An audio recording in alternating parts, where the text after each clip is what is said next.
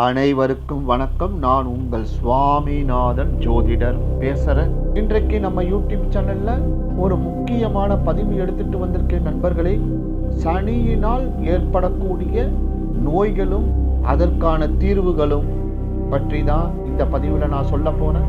அதற்கு முன்னாடி நம்ம யூடியூப் சேனலில் யாரெல்லாம் சப்ஸ்கிரைப் பண்ணலையோ சப்ஸ்கிரைப் பண்ணுங்கோ, ஷேர் பண்ணுங்கோ. இப்போ பதிவுக்குள்ளே போயிடலாம்.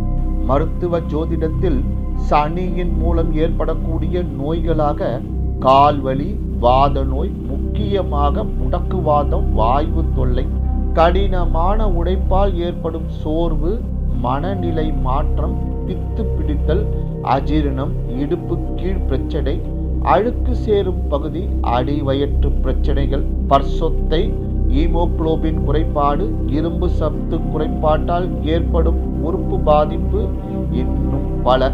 சனியால் மற்றும் பாவ கிரக சேர்க்கையால் ஏற்படும் நோய்கள் இவை. ஜாதகத்தில் செவ்வாய் சனி நிற்கும் ராசிகள் குறிக்கும் உடல் பாகங்களில் ஏதாவது ஒரு நோய் இருக்கும். சனி கிரகம் ஒருவரின் உடலில் இருக்கும் வாதம், மந்த வாய்வு தன்மை இவற்றை வெளிப்படுத்தும். இதற்கான தீர்வுகள்: சனியின் காராத்துவம் கொண்ட இரும்பு பாத்திரங்களில் சமைக்க வேண்டும். இரும்பு சத்து உணவுகளை உட்கொள்ள வேண்டும். நல்லெண்ணெய் குளியல் குடிக்க மற்றும் உணவில் சேர்த்து கொள்ள வேண்டும். கால பைரவரை வழிபட வேண்டும்.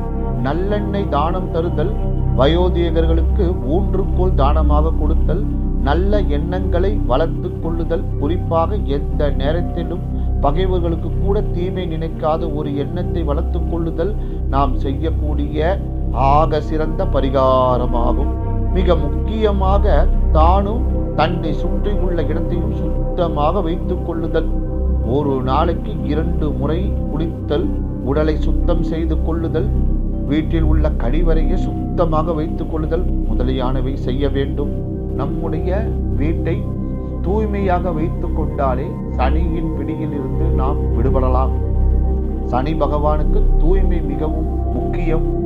மேற்கண்ட நோய்களால் அவதிப்படுபவர்கள் சனிக்கிழமை தோறும் நவகிரகத்தில் இருக்கும் சனீஸ்வர பகவானுக்கு நல்லெண்ணெய் தீபம், ஜோடி தீபம் ஏற்றி வழிபட நோய்களிலிருந்து விடுபடலாம். நன்றி, வணக்கம், வாழ்க வளமுடன்.